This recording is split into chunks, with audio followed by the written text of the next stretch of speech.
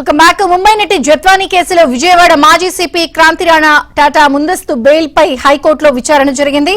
రేపటి వరకు ఎటువంటి తొందరపాటు చర్యలు తీసుకోవద్దని కోర్టు ఆదేశాలు జారీ చేసింది.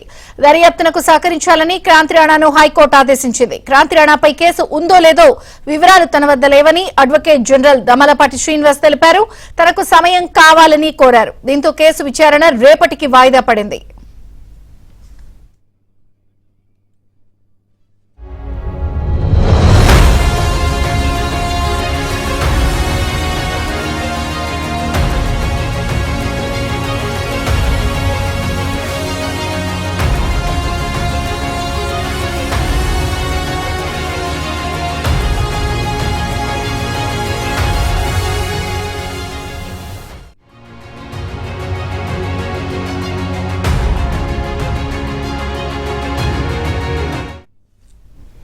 ముంబై నటి జత్వానీ కేసులో విజయవాడ మాజీ సిపి క్రాంతి రాణా ముందస్తు బెయిల్ పై హైకోర్టులో విచారణ జరిగింది.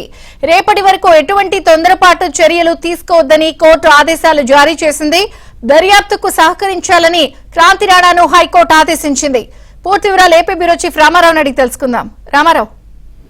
విజయ చంద్రిక ముంబై నటి జత్వానీ కేసులో విజయవాడ మాజీ సిపి క్రాంతి రాణా టాటా దరఖాస్తు చేసిన ముందస్తు బెయిల్ పై ఈ రోజు హైకోర్టులో విచారణ జరిగింది. ఈ విచారణ సందర్భంగా హైకోర్టులో అడ్వకేట్ జనరల్ ప్రభుత్వం తరఫున దమ్మాలపాటి శ్రీనివాస్ హాజరయ్యారు. ఆయన తన వద్ద కేసు వివరాలు లేవని, ప్రభుత్వం నుంచి ఇన్స్ట్రక్షన్స్ తీసుకోవాల్సిన అవసరం ఉంది అని చెప్పారు.